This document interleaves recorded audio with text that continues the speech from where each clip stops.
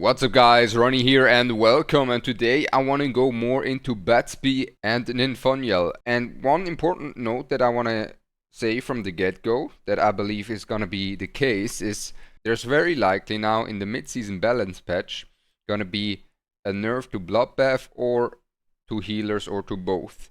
And if that's the case, I think these two units, both of them are going to be stronger as they are right now, even though I believe they definitely have already some potential right now, especially for some more of a faster game and more aggressive kind of playstyle. So let's go first into Ninfoniel. And the most important part in my opinion is going to be this right here. So she has two 40% attack buffs that you can stack on top of each other's. And whoever already played against the Messiah, that is a Cleave Messiah with an attack buff. A Cleave Messiah with count and these two attack buffs is going to want that basically anything in the game. You just need to be able to set it up. And I think this is going to be the main case for both of these units. Is the most important thing they have is going to be the speed tuning and the setup, the way you draft and everything. Because this amount of damage is insane that you can get out of her with the double attack buff. On top of that, the immunity as well. And then you also have the heal in there as well with a reduced cooldown when you have skill ups on both of these skills. That said, I think this is kind of the only issue I have is why are we not getting more lattices, right? This is kind of the rough one, but I think her attack buff is going to be the main use. I think the immunity, while decent, right, I don't think it's a main concern when you're playing her, as she's not able to cleanse anyone.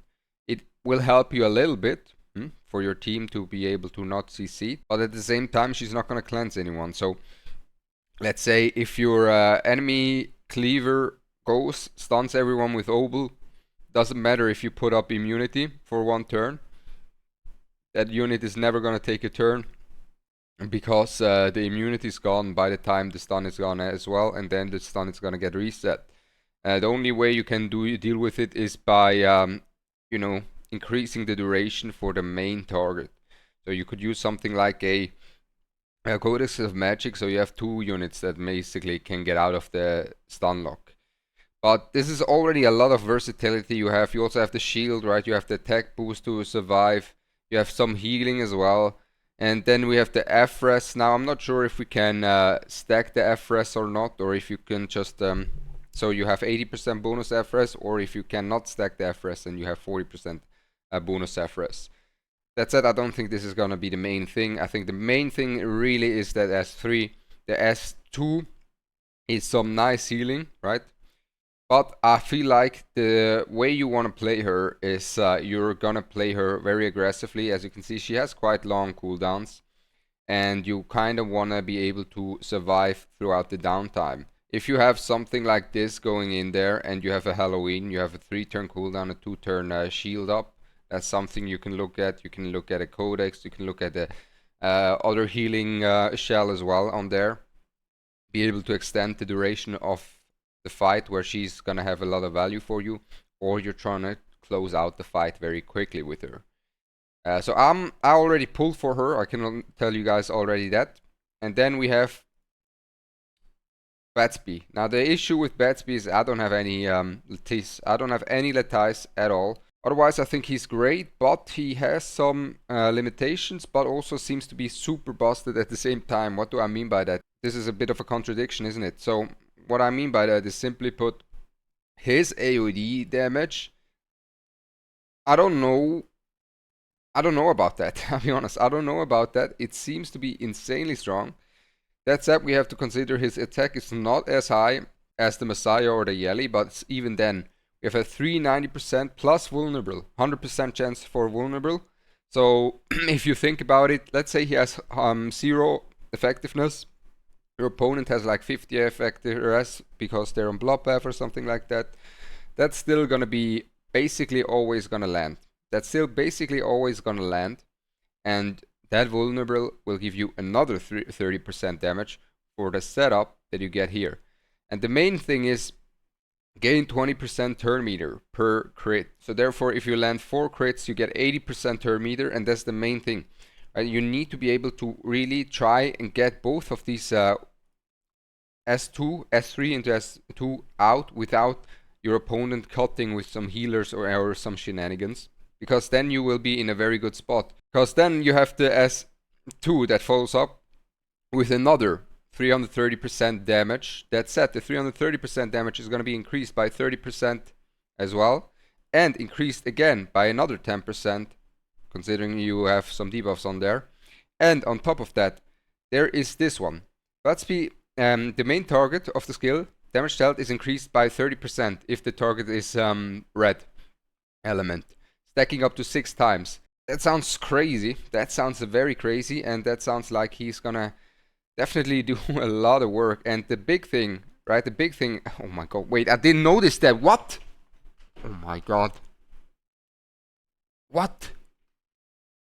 That's 3 turn cooldowns, guys. That's 3 turn cooldowns.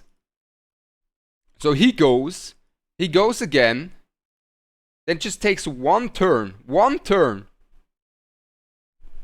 and then, oh my, and then he has both of it back up because he uses this and then he uses this again. Oi, oi, oi! Batsby! Oi, oi, oi, oi! Oh, that looks scary actually. And then the 330% times 0.3, 1.3, what's that? 400%, and then another 10%, another 30%, plus this combined. I think his damage should theoretically be super strong. His damage output should be super high.